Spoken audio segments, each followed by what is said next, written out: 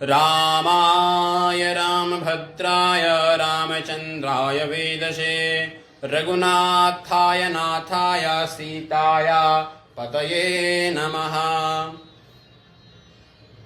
परसों के प्रसंग में हमने देखा था वाल्मीकि जी को परमपिता परमात्मा ब्रह्मा जी ने कहा, हे वाल्मीकि जी, आप भगवान श्री राम के मंगलमय चरित्रों का आख्यान करो, आप भगवान श्री राम के चरित्र को लिखो कि रामस्य चरितं कृष्ण कुरुतत्वमृषित्थत्तमम् धर्मात्मनो भगवतो लोके रामस्य धीमतः।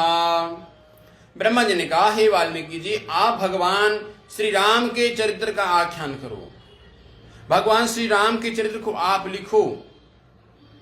भगवान ने आज तक क्या किया, क्या कर रहे हैं और क्या करने वाले हैं, उसका तुम विस्तार पूर्वक से आख्यान करो, वो लिखो।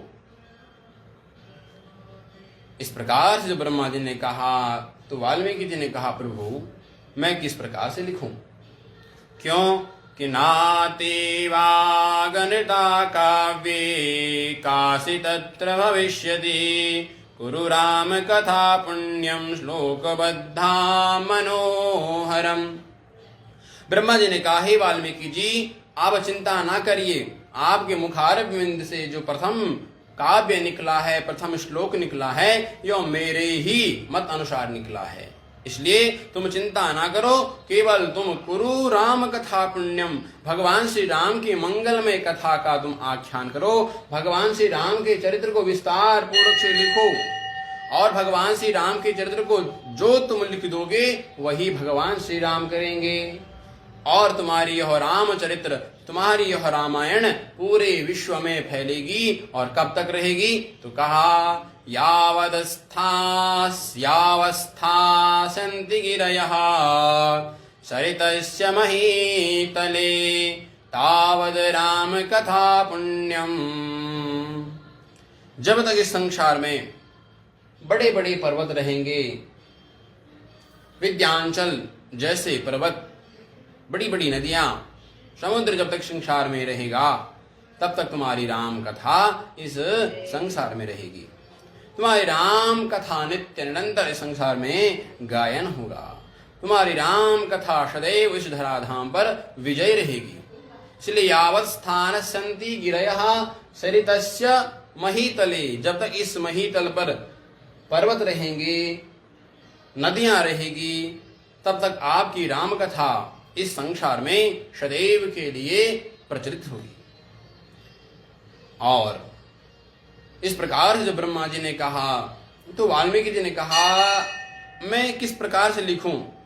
क्योंकि आज तक भगवान श्री राम ने जो किया है वो मैं लिख सकता हूं, परंतु आगे भगवान श्री राम क्या करने वाले ये मैं कैसे जानूं? ब्रह्मा जी ने कहा, तुम चिंता ना करो, जो तुम लिख दोगे वही भगवान श्री राम करेंगे।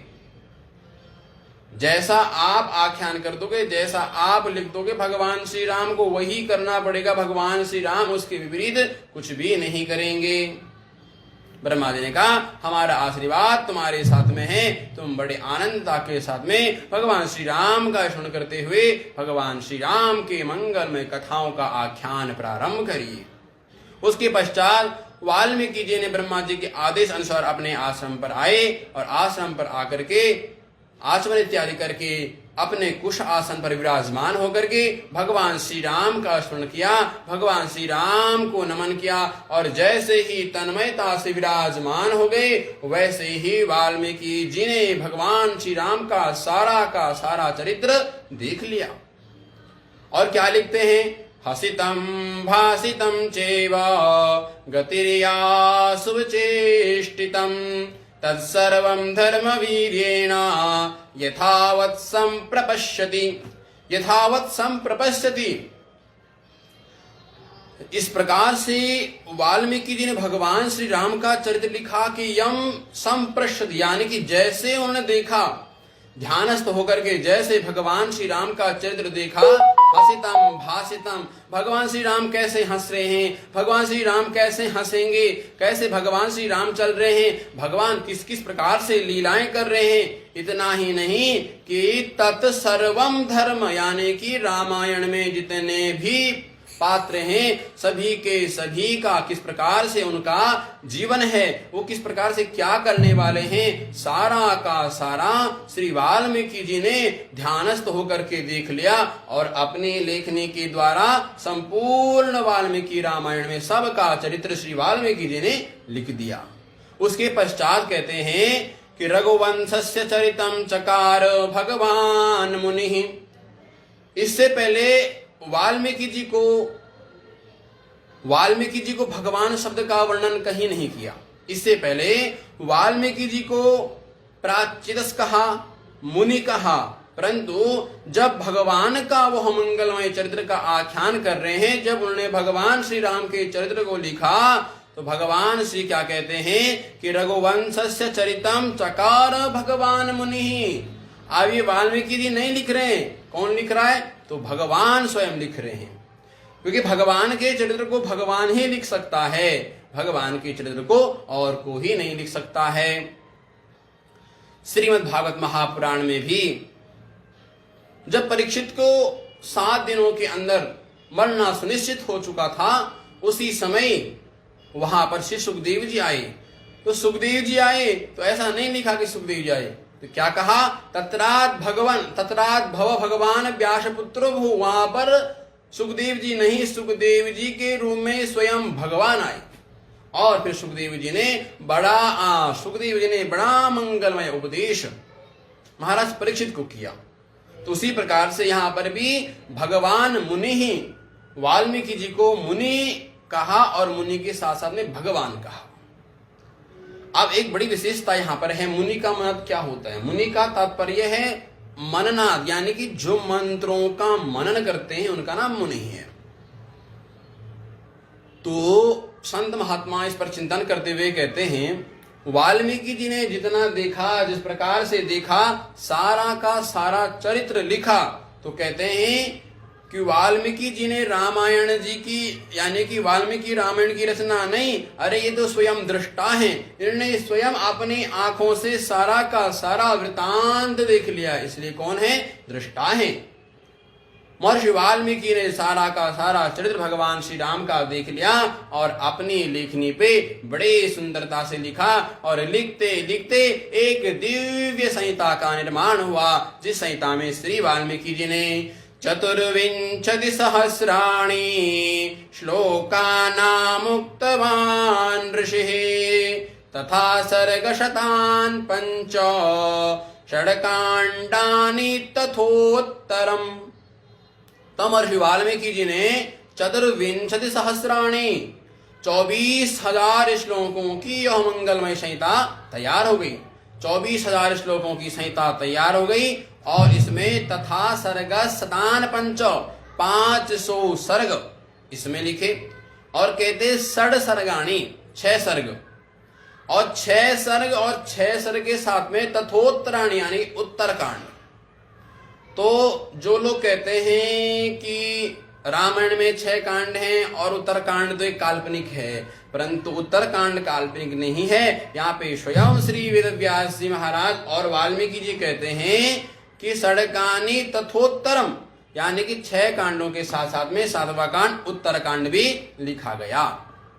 अब ये 6 कांड कौन कौन से हैं, तो हमने देखा था जिस प्रकार से रामचरितमानस में गोस्वामी तुलसीदास जी महाराज ने भी 7 कांडों में रामचरित्र का आख्यान किया है, उसी प्रकार से महर्षि वाल्मीकि जी ने भी 7 कांडों में भगवान श्री राम के मंगलमय चरित्र का आख्यान किया। परंतु ये 7 कांड कौन कौन से हैं, कहते हैं पहला कांड बालकांड, रामचरितमानस का भी पहला कांड बालकांड है और वाल्मीकि रामायण का पहला कांड बालकांड। दूसरा अयोध्या कांड, रामचरित्र में भी अयोध्या कांड और वाल्मीकि में भी अयोध्या कांड। तीसरा अरण्य है दोनों का और चौथा किष्किंधा है दोनों का।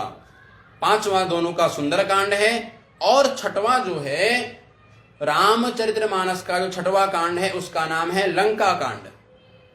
और वाल्मीकि रामायण में लंका कांड को श्री वाल्मीकि जी ने युद्ध कांड के नाम से दिया, तो इसका नाम यहाँ पे युद्ध कांड है। और जो 7वां कांड है यह क्या है? उत्तर कांड है। तो ये उत्तर कांड है और 500 सर्गों में 7 कांडों में और 24,000 श्लोकों की यह मंगलमय संहिता श्री महर्षि वाल्मीकि जी के द्वारा तैयार हुई। अब इसमें वाल्मीकि जी ने लिखा तो मंगलाचरण कहीं नहीं किया। मंगलाचरण वाल्मीकि रामायण में श्री वाल्मीकि जी ने कहीं भी मंगलाचरण नहीं किया। गोस्वामी तुलसीदास जी महाराज ने इतना सारा मंगलाचरण किया है, इतना सारा मंगलाचरण किया है कि किसी ने इतना सारा मंगलाचरण नहीं किया। परंतु महर्षि वाल्मीकि जी ने वाल्मीकि रामायण में वाल्मीकि रामायण में कहीं भी मंगलाचरण नहीं किया। जिस प्रकार से हम देखते हैं श्रीमद् भागवत महापुराण में 3 मंगलाचरण।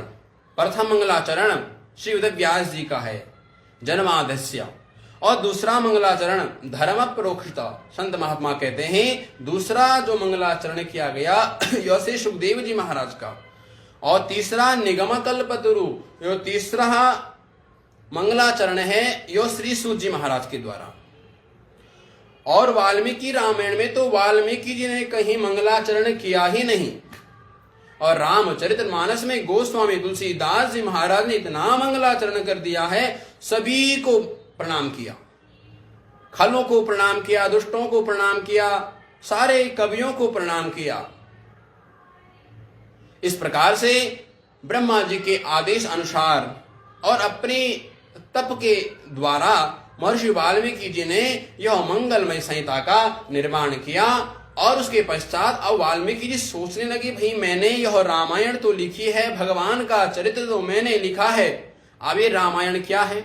हमने परसों भी देखा था रामायण क्या है। तो कहते हैं सीताया सरितम महत, महर्षि वाल्मीकि जी कहते हैं सीताया सरितम महत, ये सीता जी का ही चरित्र है।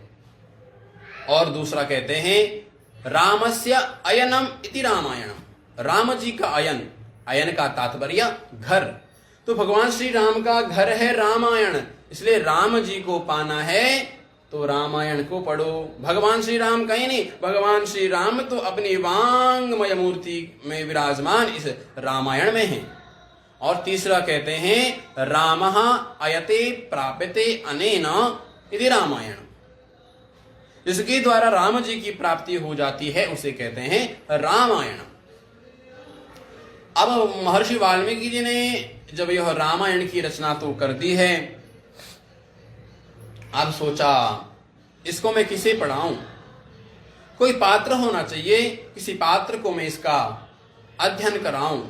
इतना सोच ही रहे थे कि चिंतयामास कौन वेता प्रयुंजाई दिदि प्रभु, चिंता तो रहे वाल्मीकि जी कि मैं ये रामचरितमानस, ये भगवान श्री राम का मंगलमय आख्यान में किसको पढ़ाऊं, किसी पात्र को पढ़ाना चाहिए। अब चिंतातुर थे।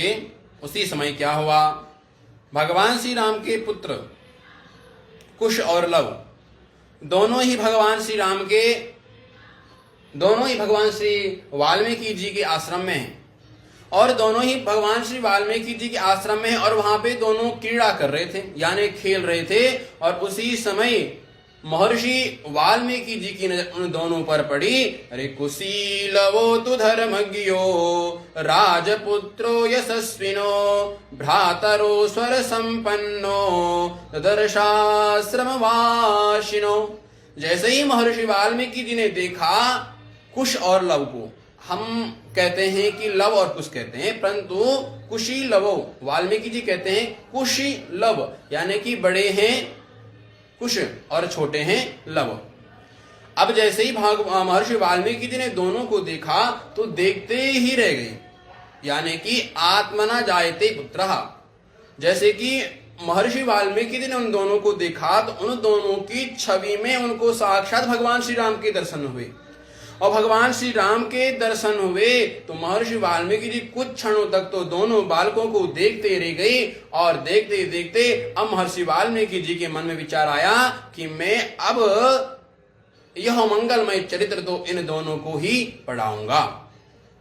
उसके पश्चात महर्षि वाल्मीकि जी ने पाठये गीये च मधुरम प्रमाणे स्त्रिभिरन्वितम जातभिः सप्तभिर्युक्तम तंत्रीलिय समन्वितम। तब महर्षि वाल्मीकि जी ने दोनों बालकों को बुलाया और दोनों बालकों को बिठा करके उन्हें ये मंगलमय ग्रंथ का आख्यान श्रवण कराया और दोनों को पढ़ाया।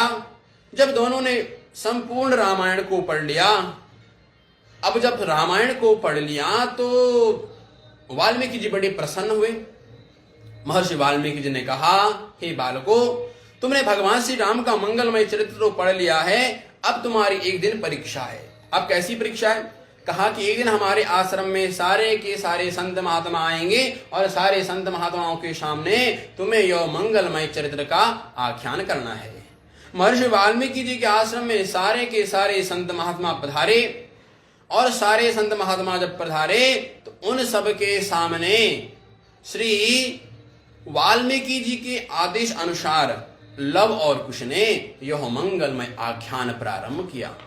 जब दोनों ने यह मंगलमय आख्यान गाया, इतना सुंदर गाया, इतना सुंदर गाया कि सारे मुनियों ने उनकी प्रशंसा की और सभी मुनि प्रशंसा करते हुए कहते हैं, अहो गीतस्य माधुर्यम श्लोकानां च विशेषतः। आहा, इतना सुंदर, इतना मधुर इन बालकों ने गाया है। कितना सुंदर गाया है कि प्रत्यक्षमिव दर्शनात्, इतना सुंदर इन लोगों ने भगवान श्री के मंगलमय आख्यानों का गायन किया है कि प्रत्यक्षमिव दर्शनात्, जैसे कि ये प्रत्यक्ष देख रहे हैं और उसका आख्यान हमारे सामने कर रहे हैं। जब गाया दोनों बालकों ने भगवान के मंगलमय आख्यानों को गाते रहे, सारे संत महात्मा बड़े प्रसन्न हुए, इतने प्रसन्न हो गए, उन्होंने कहा, आज तक तो हमने भगवान श्री राम की कथा कभी इतने विस्तार से नहीं सुनी थी। अरे छोटे छोटे ऋषि बालकों ने इतनी सुंदर से भगवान श्री राम की कथा हमें सुनाई है, हम तो बड़े प्रसन्न हुए। अब संत महात्मा प्रसन्न हुए।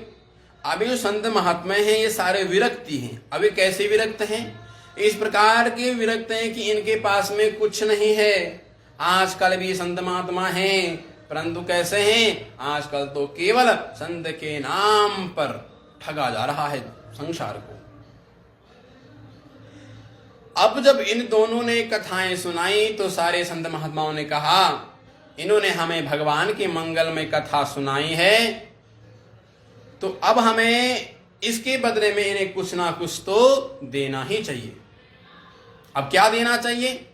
ये हमारा सनातन धर्म है ना, ये परोपकार के लिए है। और जब हम किसी से कुछ लेते हैं तो उसके बदले में कुछ ना कुछ देना चाहिए। इसलिए हमारे सनातन संस्कृति में वृक्षों की पूजा भी होती है, नदियों की पूजा होती है, गौ माता की पूजा होती है, भूमि की पूजा, आकाश की पूजा, पर्वतों की पूजा, सभी की पूजा होती। क्यों? क्योंकि इनसे हम जो लेते हैं, इनके द्वारा ही तो हमारा जीवन चलता है। इसलिए जिससे हम किंचित मात्र कुछ भी लेते हैं तो उनके लिए कुछ ना कुछ तो देना ही चाहिए, नहीं तो हम इस ऋण से मुक्त नहीं होते हैं। पितृ ऋण, देव ऋण, ऋषि ऋण, इन ऋणों से मुक्त होना है तो अपने जीवन में धर्म और दान भी करते रहना चाहिए। इसलिए सर्वप्रथम जब हम प्रातः काल उठते हैं तो प्रातः काल उठते क्या? करागरे वसते लक्ष्मी, कर मध्ये सरस्वती, कर मूले स्तो ब्रह्मा, प्रभाते कर दर्शनम। पहले उठते ही अपने हाथ में देख करके उस पूर्ण तत्व परमात्मा को ध्यान करते हैं। इस परमात्मा का हम ध्यान करते हैं, प्रभु हम तो इस घोर निंद्रा में सोए हुए थे, परंतु आज आपके कारण ही हम जगे। ना जाने निंद्रा सोने के बाद दोबारा जगते या ना जगते, परंतु परमात्मा आपका बहुत बहुत आभार है जो कि आपने हमें पुनः जागृत कर दिया। इसलिए कराग्रे वसते, अपने हाथों में उन देवताओं का आवाहन करते हैं, देवताओं को देखते हैं। उसके पश्चात जब जमीन पर पांव रखते हैं तो पहले ही भूदेवी को प्रणाम करते हैं। विष्णु पत्नी क्षमा देवी पाद स्पर्शम क्षमस्व में। हे भूदेवी, हम आपको नमन करते हैं, क्योंकि आपके ऊपर ही हमारा संपूर्ण जीवन है। दिन से लेकर के रात तक हम आपके ऊपर ही आघात करते रहते हैं। माँ, हमें जैसे भी हैं, परंतु आपके ही हैं। कुपुत्रो जायेत क्वचित कुमाता न भवति। इस प्रकार से उस भूदेवी को प्रणाम। फिर आगे चल करके इस शरीर के द्वारा हमें उस पूर्ण तत्व परमात्मा को ध्यान करना है, उस पूर्ण तत्व परमात्मा को प्राप्त करना है। इसलिए इस शरीर को भी प्रक्षालन करते हैं। यहां तक कि सबकी पूजा होती है, कुत्ते की पूजा होती है। अब कुत्ते की पूजा भी होती है तो कुत्ते में लोग कहते हैं कि भाई ये भैरव देव का वाहन है। और जो भगवान श्री कृष्ण के भक्त हैं, वैष्णव जन, वो कहते हैं अरे तो साक्षात हमारे विट्ठल हैं, विट्ठल जी का दर्शन इसमें करते हैं। तो यही सनातन धर्म है। अब यहां पर जब सारे संतों को यो मंगलमय कथा का आख्यान सुनाया और जब ये कथा का आख्यान लव और कुश के द्वारा समस्त संत महात्माओं को सुनाई दिया, तो संत महात्मा बड़े प्रसन्न हुए। और इतने प्रसन्न हो गए, उन्होंने कहा कुछ ना कुछ तो देना चाहिए। अब इन मुनियों के पास कुछ है नहीं, अब क्या था, तो जो जिसके पास है वो दे दिया। कि कुठारम परो मुनि, एक मुनि के पास कुठार, कुठार कुलाड़ी। अब ये जा रहे थे लकड़ी काटने के लिए वन में। अब जैसे जंगल में लकड़ी काटने के लिए जा रहे थे, देखा कि महर्षि वाल्मीकि जी के आश्रम में मंगलमय कथा चल रही है। तो आश्रम में आकर के बैठ गए और जब कथा सुनी, इतने प्रसन्न हो गए कि अपने कुलाड़ी ला करके ही व्यासपीठ पर चढ़ा दी। एक मुनि ने क्या किया, कश्चित कमंडलुम प्रादात। एक महात्मा ने क्या किया, देखा इन्होंने हमें बड़ी सुंदर कथा सुनाई है, हमारे पास देने के लिए कुछ नहीं है, तो उन्होंने आकर के अपना कमंडलू ही व्यासपीठ पर चढ़ा दिया और कहा, हे बालको, तुमने इतनी अद्भुत भगवान की कथा सुनाई है, ये लो, ये कमंडलू हम आपको देते हैं। जो कि संत महात्मा कभी अपना कमंडलू किसी को देते नहीं है, परंतु प्रसन्न हो गए और अपना कमंडलू भी प्रदान कर दिया।